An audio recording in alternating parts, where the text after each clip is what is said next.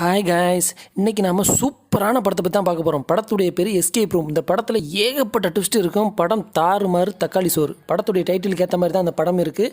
சரி வாங்க படத்துக்குள்ளே போகலாம். படத்துடைய ஸ்டார்டிங் சீனில் ஒரு ரூமை காமிக்கிறாங்க. மேலேருந்து ஒருத்தன் பொத்துன்னு அந்த ரூமுக்குள்ளே விழுகிறான். அங்கேயும் இங்கேயும் தேடி வெளியே போகிற கதவை கண்டுபிடிக்கிறான். கதவுல ஏதோ ஒரு பசில் மாதிரி தெரியுது.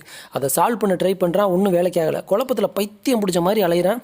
அவன் இருக்கிற ரூம் பார்த்தீங்கன்னா ஒரு பக்கம் சுருங்கிட்டே வருது. இவன் சரியான டைமில் தப்பிச்சு போலேன்னா கண்டிப்பாக அவன் சேர்த்துருவான். இவன் யார், இங்கே எப்படி வந்தான், இதையெல்லாம் யார் பண்ணுறது அப்படின்னு ஒன்றும் தெரியல. ஒரு பக்கம் செவரு மொத்தமாக சுருங்குது. அவன் பொழைச்சானா செத்தானான்னு காமிக்கலை. அந்த இடத்துல கட் பண்ணி நம்ம படத்துடைய டைட்டில் காமிக்கிறாங்க. ஏற்கனவே சொன்ன மாதிரி தான் படத்துடைய டைட்டில் எஸ்கேப் ரூம்.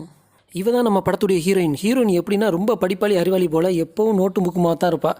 ப்ரொஃபஸர் ஏதோ ஒரு கேள்வி கேட்க நம்ம ஹீரோயின் சொல்ல வந்துட்டு என்ன நினச்சான்னு தெரியல, எதுவும் சொல்லலை. கிளாஸ் முடியுது. அப்போ ப்ரொஃபஸர் ஹீரோயினை கூப்பிட்டு நீ ஏன் இப்படி இருக்க, மனசில் என்ன தோணுதுன்னு சொல்லு, ஏன் இப்படி இருக்க, எல்லாரும் மாதிரி நீ இரு அப்படின்னு சொல்லி அட்வைஸ் பண்ணுறாரு.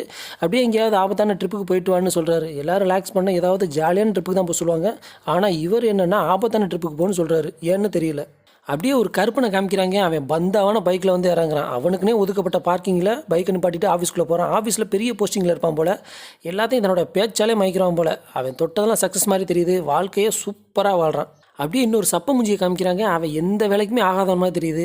அவன் தன்னோட முதலாளிக்கிட்ட நான் வேலை சம்மந்தமாக வெளியே போகிறேன்னு சொல்கிறான். ஆனால் அந்த முதலாளி இவன் எதுக்கும் வேலைக்கு ஆக மாட்டான் அப்படின்னு சொல்லி நீ இன்னும் வேலைக்கெலாம் போக வேணாம் அப்படின்னு சொல்லிடுறாரு. அதுக்கு பதிலாக நீ உன்னோட ஃப்ரெண்ட்ஸ்கிட்ட போய் பேசு, ஜாலியாக இரு, வெளியில் போயிட்டு வான்னு சொல்கிறாரு. ஆனால் அவனுக்கு அந்த சப்பமுஞ்சிக்கு எந்த விதமான ஆர்வமும் இல்லை போல்.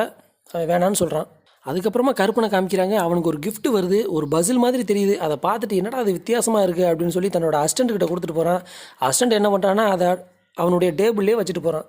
இங்கே ஹீரோயினை காமிக்கிறாங்க. ஹீரோயின் தன்னோட ஃப்ரெண்டுக்கிட்ட பேசிக்கிட்டு இருக்கா. ஃப்ரெண்டு என்னடானா தன்னோட வீட்டுக்கு வா அப்படின்னு சொல்லி கூப்பிட்றா. ஆனால் ஹீரோயினோ எனக்கு குடும்பத்தோட சேர்ந்து வரலாம் சுத்தமாக பிடிக்காது, அதாவது செட் ஆகாது அப்படின்னு சொல்லிடுறா. அது மட்டும் இல்லாமல் நான் தனியாக இருக்கிறது மட்டும்தான் எனக்கு ரொம்ப பிடிச்சிருக்கு அப்படின்னு வேறு சொல்கிறா. அதோட ஏதோ சயின்ஸ் சம்மந்தமாக ஏதோ தன்னோட ஃப்ரெண்டுக்கிட்ட பேசுகிறா. ஆனால் எனக்கு இதெல்லாம் பிடிக்காது, எனக்கு பைத்தியம் பிடிக்கிற மாதிரி இருக்குது அப்படின்னு சொல்லி அவளுடைய ஃப்ரெண்டு அந்த பேச்சை தவிர்க்கிறா. ஹீரோயின் ஒரு கண்ணாடியை பார்க்க அந்த கண்ணாடி மட்டும் ஆடுற மாதிரி தெரியுது. ஹீரோயின் அதுக்கிட்ட போய் மறுபடியுமான்னு கேட்குறா. இதுலேருந்து என்ன தெரியுது, ஹீரோயினுக்கு ஏதோ ப்ராப்ளம் இருக்கும் போல்.